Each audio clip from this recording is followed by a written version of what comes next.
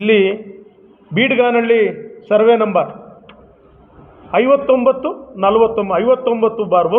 49/1 19 ಎಕರೆ 37 ಕುಂಟೆ ಪೈಕಿ ಸರ್ಕಾರಿ ಏನು ಸಾರ್ವಜನಿಕರ ಆಸ್ತಿ ಏನಿದೆ CA ಸೈಟ್ ಅಂತ ಏನು ಹೇಳ್ತಿದ್ದಾರೆ, ಪರಿಶ್ರಮ ನೀಟ್ ಅಕಾಡೆಮಿಗೆ 27,000 ಸ್ಕ್ವೇರ್ ಫೀಟ್ನ ನೀನು ಅಕಾಡೆಮಿಗೆ ಮಾಡ್ಕೊಳ್ತಾ ಇದೆಯಾ? ಅದು ಗೊತ್ತಿದೆಯಾ? ಅಲ್ಲ, CA ನಿವೇಶನ ಬರೋದು ಒಟ್ಟು 10 ಸರ್ವೆ ನಂಬರ್ ಸಮೇತ ಹೇಳ್ತೀನಿ ಕೇಳ್ರಿ.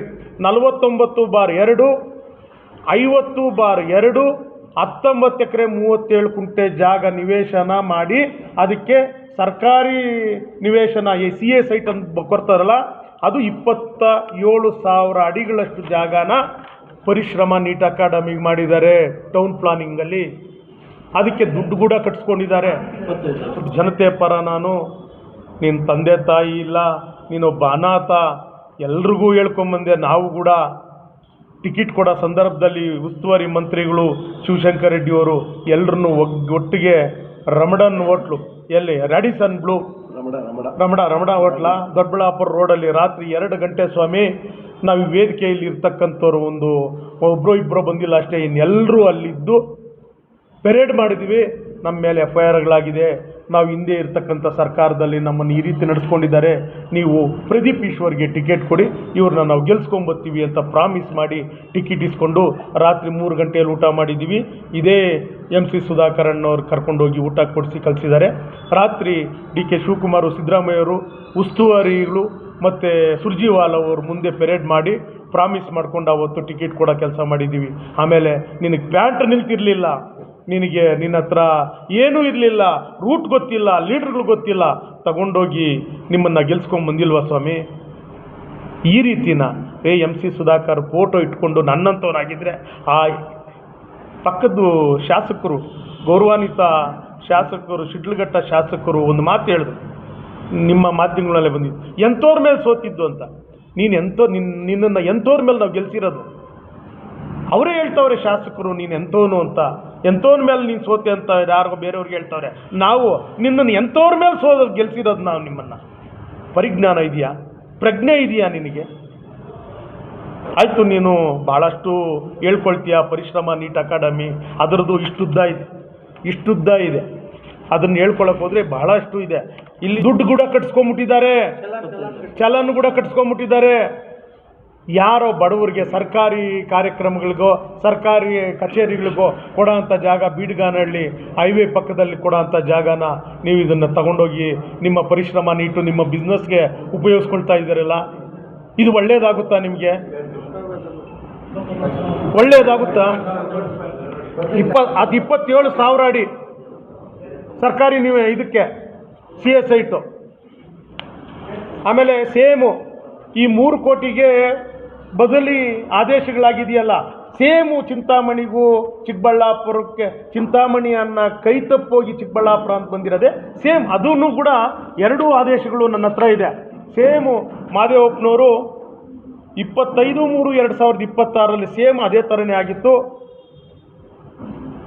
SLP 26/16 ಬೆಂಗಳೂರು ದಿನಾಂಕ 17/3/2026 ಬೆಳಗಾವಿ ಜಿಲ್ಲೆ ಯಮಕನಮರಡಿ ವಿಧಾನಸಭಾ ಕ್ಷೇತ್ರ ಎಂಬುದು ಏನೋ 3 ಕೋಟಿ ಅನುದಾನನ SC STಗೆ ಬಂದಿರತಕ್ಕಂಥ ಅನುದಾನನ ಚಿಂತಾಮಣಿ ವಿಧಾನಸಭಾ ಕ್ಷೇತ್ರಕ್ಕೆ ತೆಕ್ಕೊಂಡೋಗಿದ್ದಾರೆ ಅಂತ ಬಹಳಷ್ಟು ಮಾಧ್ಯಮಗಳಲ್ಲಿ ನೀವು ಕೂಡ ನೋಡಿದ್ದೀರಾ, ನಾವು ಕೂಡ ನೋಡಿದ್ವಿ.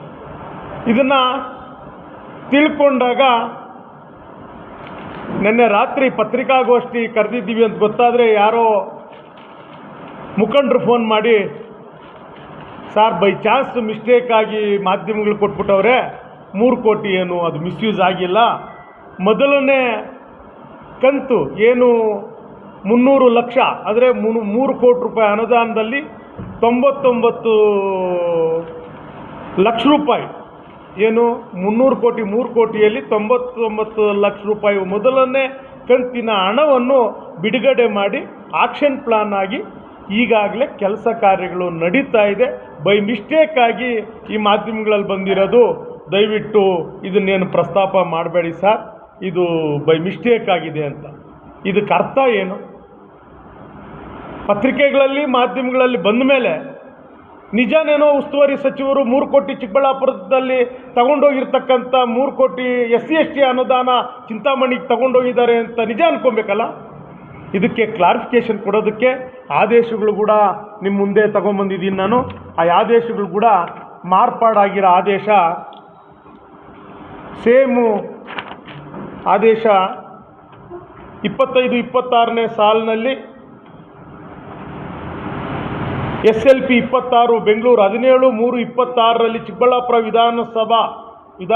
ಚಿಕ್ಕಬಳ್ಳಾಪುರ ಜಿಲ್ಲೆಯ ವಿಧಾನಸಭಾ ಕ್ಷೇತ್ರ ಎಂಬುದು ಬದಲಾಗಿ ಚಿಕ್ಕಬಳ್ಳಾಪುರ ಜಿಲ್ಲೆಯ ಚಿಂತಾಮಣಿ ವಿಧಾನಸಭಾ ಕ್ಷೇತ್ರ ಅಂತ ತಿದ್ದುಪಡಿಯಾಗಿದೆ. ಆ ಆದೇಶಗಳು ಭಾಳಷ್ಟು ಗಂಭೀರತೆಯಿಂದ ನೋಡಬೇಕು.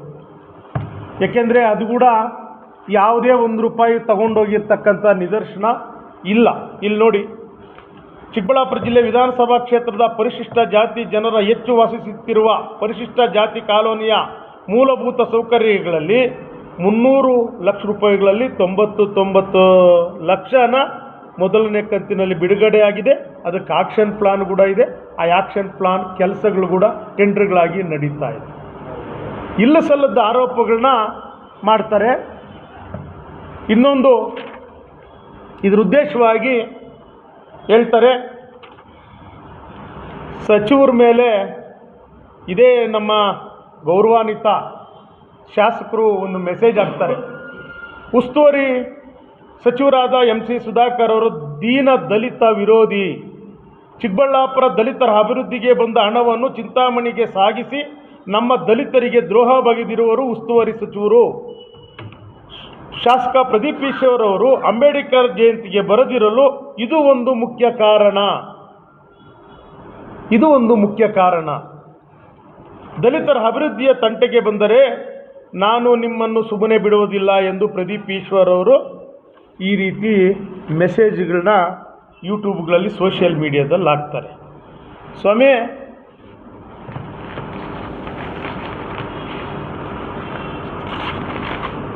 ಚಿಕ್ಕಬಳ್ಳಾಪುರ ಉಸ್ತುವಾರಿ ಸಚಿವರುಗಳು ನಿನ್ನ 3 ಕೋಟಿ ತಗೊಂಡೋಗಿ ಚಿಂತಾಮಣಿ ಅಭಿವೃದ್ಧಿ ಮಾಡಬೇಕು ಅಂತೇನಿಲ್ಲ.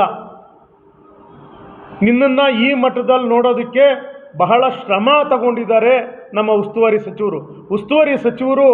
ಅವರ KI ಅವರ ಇಲಾಖೆಯಿಂದ ಮತ್ತು ಕ್ಯಾಬಿನೆಟಿಂದ ಸರ್ಕಾರದಿಂದ ಚಿಕ್ಕಬಳ್ಳಾಪುರ ವಿಧಾನಸಭಾ ಕ್ಷೇತ್ರಕ್ಕೆ ಏನೇನು ಅನುದಾನ ಕೊಟ್ಟಿದ್ದಾರೆ ಅಂತ ಅದಕ್ಕೊಂದು ಪಟ್ಟಿ ಕೊಡ್ತೀವಿ.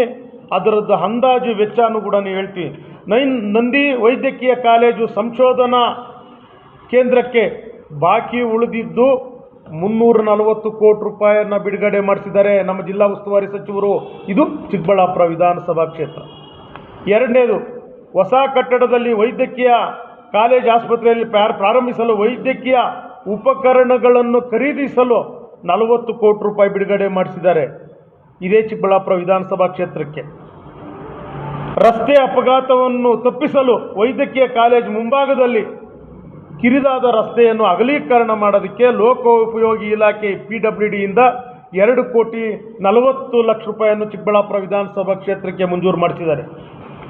ಕರ್ನಾಟಕ ಪರೀಕ್ಷಾ ಪ್ರಾಧಿಕಾರ KEA ಆದರೆ ಅವರ ಇಲಾಖೆಗೆ ಸಂಬಂಧಪಟ್ಟಂಥ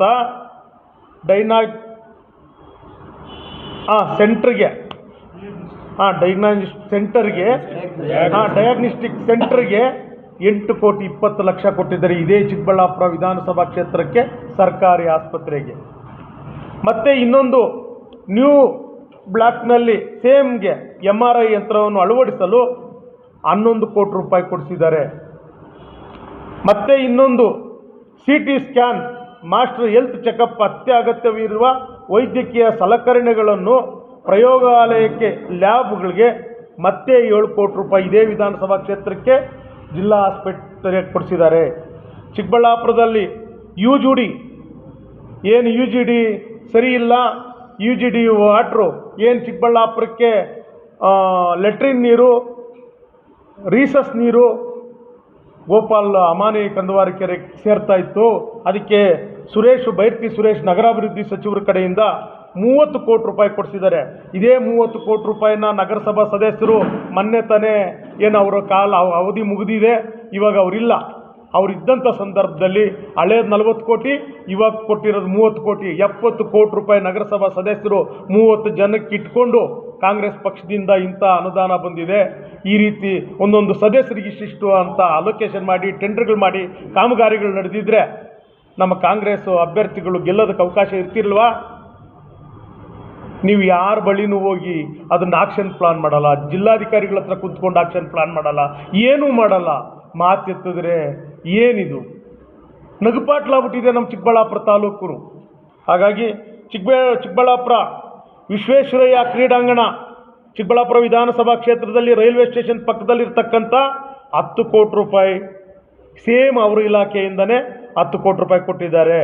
ಏನು ಕ್ರೀಡಾಂಗಣ ಅಭಿವೃದ್ಧಿಗೆ ಬಹಳ ಈ ಕಾಲಕ್ಕೆ ತಕ್ಕನಾಗೆ ಎಲಿವೇಶನ್ ಬರಬೇಕು, ಕ್ರೀಡಾಂಗಣ ಕಟ್ಟಬೇಕು. ಈಗ ಸದ್ಯಕ್ಕೆ 10 ಕೋಟಿ ಕೊಟ್ಟಿದ್ದೀನಿ, ಮತ್ತೆ ಕೂಡ ಇನ್ನೂ 10 ಕೋಟಿ ರೂಪಾಯಿ ಹಾಕ್ತೀನಿ ಡೆವಲಪ್ಮೆಂಟ್ಗೆ ಅಂತ ಹೇಳಿದ್ದಾರೆ. ಅದನ್ನು ಕೂಡ 10 ಕೋಟಿ ಮಂಜೂರು ಮಾಡಿಕೊಟ್ಟಿದ್ದಾರೆ.